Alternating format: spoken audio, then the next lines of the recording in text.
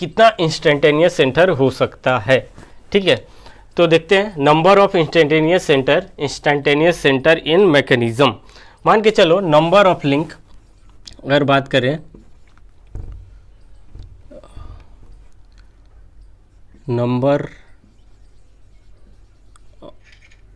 Number of link जिसको हम लोग डिनोट करते हैं एल से, ठीक है, और उसके आई सेंटर कितने होंगे, क्लियर है, ये फाइंड आउट करना है। ठीक है, तो इसके लिए फॉर्मूला होता है LC2 वाला। ठीक है, आपको पता है LC2 कैसे निकालते हैं, यहाँ पे या फिर लिख लो इंस्टेंटेनियस सेंटर LC2।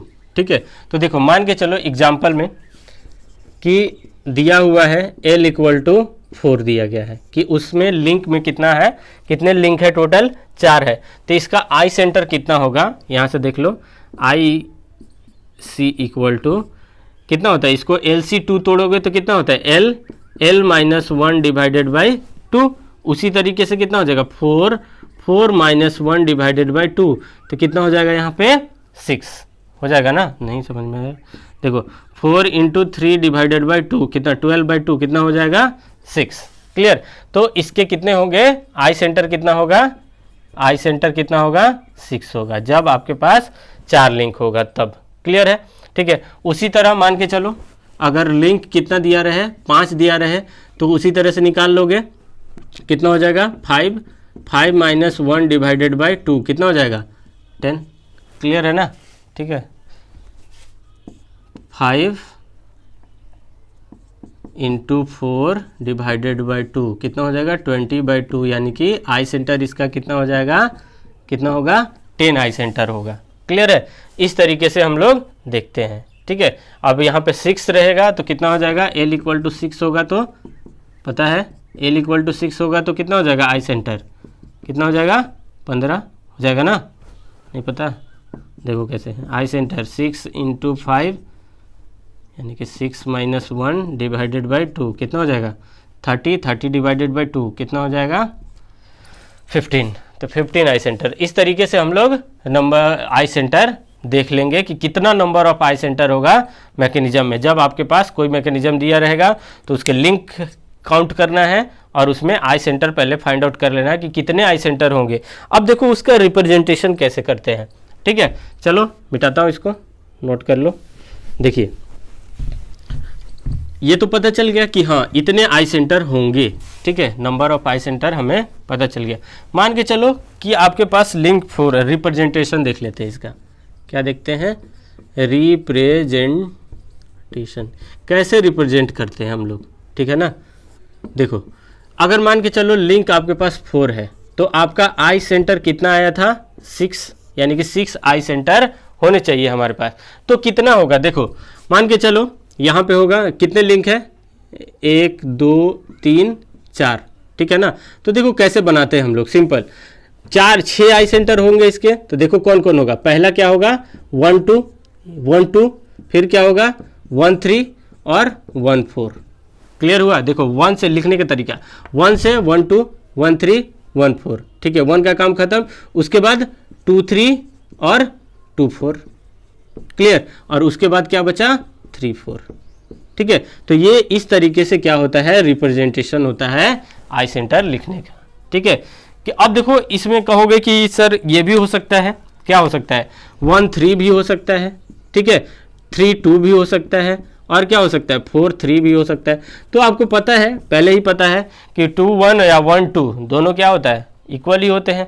ठीक है ना, क्योंकि 1 to 80 डिग्री पे हम लोग जब उसको रोटेट कर देते थे तो सेम मैकेनिज्म मिल जाता था, क्लियर है। तो 1 2 और 2 1 या 2 3 3 2 सब एक ही माना जाएगा। ठीक है, यहाँ पर लिख लेना 1 2 और इक्वल टू 2 1, ठीक है, ये दोनों बराबर ही होते हैं, क्लियर है। तो इस तरीके से हम लोग लिखते हैं। ठीक है, एक और लिख के दिखाता हूँ। चलो यहाँ पे अगर लिंक कुछ भी दिया रहे, 6 लिंक दिया रहे 1 2 3 4 5 6, आप इसको लिखो, लिख के देखो तो, ठीक है। तो कितना हो जाएगा, पहले क्या लिखोगे 1 2, ठीक है, 1 3 और क्या होगा 1 4 1 5 और 1 6, क्लियर है। ठीक है, उसके बाद 2 की बात करोगे तो कितना हो जाएगा 2 3 2 4 2 5 और 2 6, क्लियर। उसके बाद कितना 3 4 3 5 3 6, उसके बाद 4 5 4 6, उसके बाद 5 6, ठीक है। टोटल काउंट कर लो कितना हो गया 1 2 3 4 5 6 7 8 9 10 11 12 13 14 15। तो इसका आई सेंटर कितना हो जाएगा 15। क्लियर हो गया। आपको पता है जब लिंक 6 होता था तो इसका आई सेंटर कितना होता था 15। क्लियर है। तो इस तरीके से हम इसको रिप्रेजेंट करते हैं। लिखने आ गया होगा तरीका लिखने का। देखो फिर से समझा देता हूँ कैसे लिखते हैं। पहले 1 को लो, 1 के साथ पेयर बना दो, 2 को लो, आगे की ओर बढ़ना है, ठीक है। 2 के साथ पेयर बना दो, फिर 3 लो, आगे की ओर बढ़ना है, ठीक है। लिख लोगे 1 लिए 2 3 के साथ 2 3 4 के साथ पेयर बना दिए, ठीक है। 2 लिए 3 और 4 के साथ पेयर बन गया, 3 लिए 4 के साथ पेयर बन गया। क्लियर। तो इस तरीके से हम इसको रिप्रेजेंट करते हैं। क्लियर हो गया। चलो नोट डाउन कर लो इसको।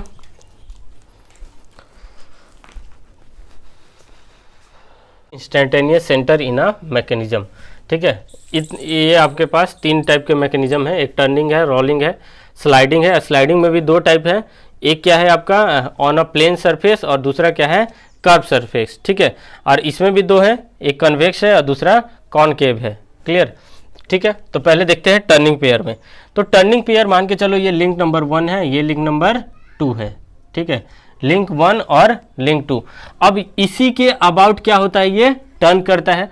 तो अगर देखा जाए लिंक 1 और लिंक मान के चलो 1 फिक्स है, ठीक है। अगर 2 रोटेट करेगा तो इस पॉइंट के अबाउट ही रोटेट करेगा। क्लियर।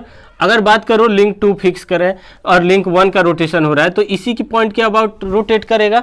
तो मतलब कहने का मतलब कि आप इस पॉइंट से दोनों का मोशन देख सकते हो। तो इसका जो आई सेंटर होता है I12 कहाँ पॉइंट करेगा, at point of pin joint, ठीक है ना, एट पॉइंट ऑफ ज्वाइंट, ठीक है।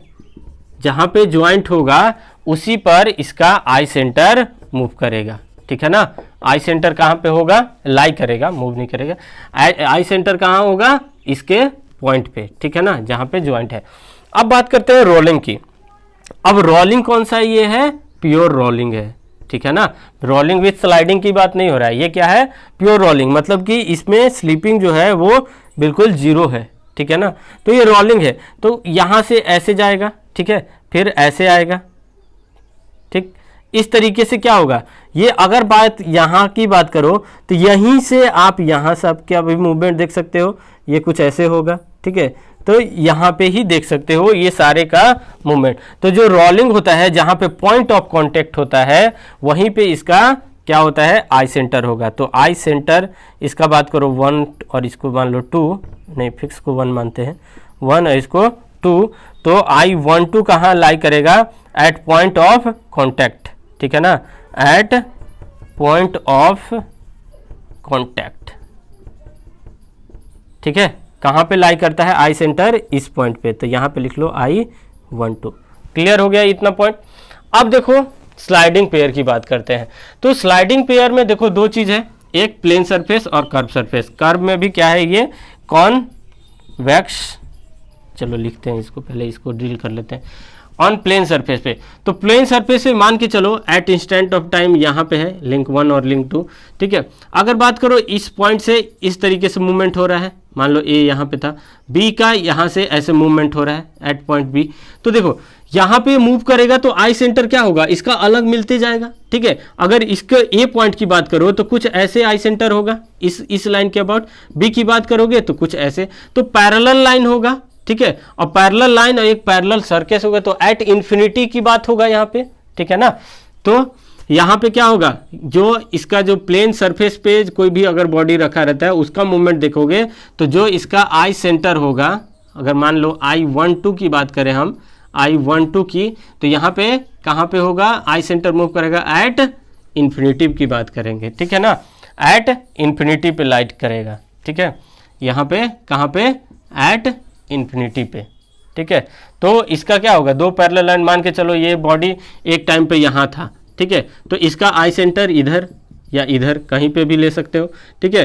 तो लेकिन होगा कहाँ पे, इन्फिनिटी पे होगा, क्लियर है। अगर प्लेन सरफेस पे कोई बॉडी रखा हुआ है तो इसका आई सेंटर कहाँ होता है, इन्फिनिटी पे, याद रखना है। अब देखो बात करते हैं कर्व सरफेस की।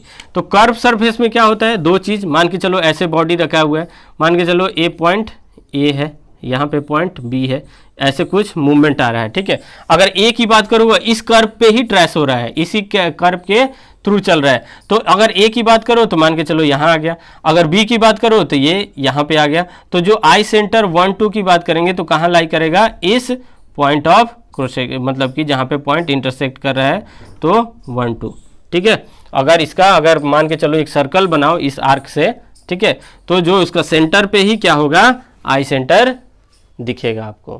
क्लियर हो गया। चलिए ये कौन सा था, कॉन्वेक्स, ठीक है, उभरा हुआ है ऊपर से। अब कनकेव की बात करें तो देखो इसका मान के चलो ये ए पॉइंट इधर जा रहा है, बी पॉइंट भी इधर जा रहा है, तो इसके लिए ये पॉइंट यहाँ पे, दूसरा पॉइंट यहाँ पे, तो जो आई सेंटर इसका होगा आई 1 2, ठीक है, ये 1 ये 2, आई 1 2 कहाँ लाई करेगा, इस पॉइंट पे। अगर मान के चलो इस सर्कल बनाओ तो इसके सेंटर पे, ये क्या है, कॉनकेव।